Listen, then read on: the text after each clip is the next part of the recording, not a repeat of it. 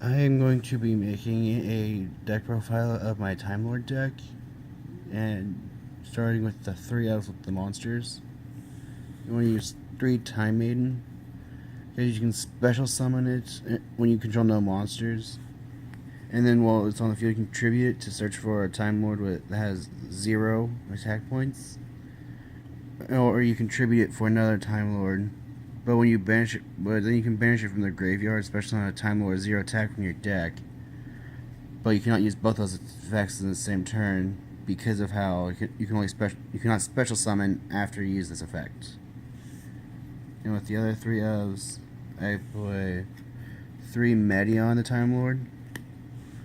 I'm using 3 Medion instead of any Gabrion because I find Medion's much better for getting rid of your opponent when the extra link. Because instead of letting your opponent draw, he just deals damage. And I play 3 Zaphion. I like Zaphion because it gets rid of your opponent's spell and trap cards. And it's also one of the main targets for advanced draw. Because advanced draw is you draw 2 cards. And when Zaphion leaves the field by a card effect, you draw 1 card. So you end up drawing 3 cards by activating 1 advanced draw. Next, I play probably one of the best Time Lords, 3 Mykion. When Mykion attacks at the end of the battle phase, Mykion cuts your opponent's life points in half, and it's part of a 3-card combo. Next, I use 2 Lazion, just for if I have to go first, because he deals your opponent 1,000 life points, or points of damage, whenever they draw a card once per turn. Next, 3 Sandion. Sandion can only be summoned when you control no monsters, but your opponent does, or without tributes. And when at the end of the battle phase, if he attacks, then you deal your opponent 2,000 life points, and also is also part of the 3-card OTK. Next, I use 1 Cameo on the Time Lord, 1 Raffi on the Time Lord, 1 Halo on the Time Lord. And the next card isn't used in most Time Lord decks, but I kind of like using it, and that is Cephalon, the Ultimate Time Lord. Cephalon has actually helped me a few times when I was facing Blue Eyes because I couldn't get rid of their 3,000 monsters quick enough. And he lets you summon a Time Lord from your graveyard with its effects negated, but its attack becomes 4,000. And that's it for the monsters. And next were the spells. I use the 3rd card for the 3-card OTK, and that's 3 Celestial Transformation.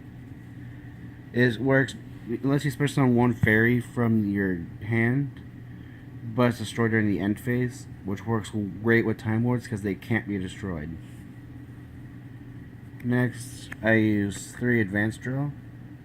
Normally you want to sacrifice Zaphion with this to draw 2 cards, because then Zaphion lets you draw a 3rd card. And the next card I'm trying out in Time Lords, and I really like it, and that's 3 Slash Draw. It really helps with their pushing for damage, and plus you get to draw and recycle cards from your graveyard. And then next, the 1-of spells.